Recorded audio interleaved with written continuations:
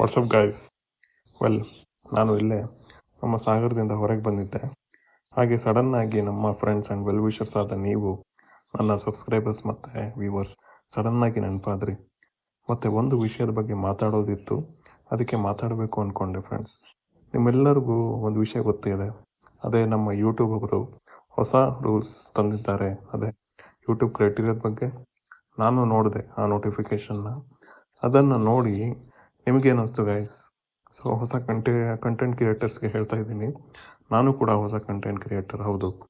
ನನಗೂ ಮೊದಲಿಗೆ ಇದೇನು ಗುರು ಈ ಥರ ರೂಲ್ಸ್ ಮಾಡಿಬಿಟ್ರು ಅಂತ ಅನಿಸ್ತು. ಬಟ್ ಆಮೇಲೆ ನಿಧಾನವಾಗಿ ಯೋಚನೆ ಮಾಡಿದಾಗ ಗೊತ್ತಾಯಿತು, ಒಂದು ಸಾಧನೆ ಮಾಡಬೇಕು ಅಂದರೆ ಯಾವ ಹರ್ಡಲ್ ಮತ್ತು ಚಾಲೆಂಜಸ್ ಫೇಸ್ ಮಾಡೋಕ್ಕೂ ನಾವು ರೆಡಿ ಇರಬೇಕು ಗೈಸ್, ಅಲ್ವಾ? ನಾನು ಏನು ವ್ಯೂಸ್ ಬರ್ತಿಲ್ವಾ? ನನಗೂ ವ್ಯೂಸ್ ಬರ್ತಿಲ್ಲ, ಆದರೂ ನಾನು ವೀಡಿಯೋಸ್ ಮಾತ್ರ ಅಪ್ಲೋಡ್ ಮಾಡೋದು ಮಾತ್ರ ಬಿಡ್ತಾನೆ ಇಲ್ಲ ಗೈಸ್.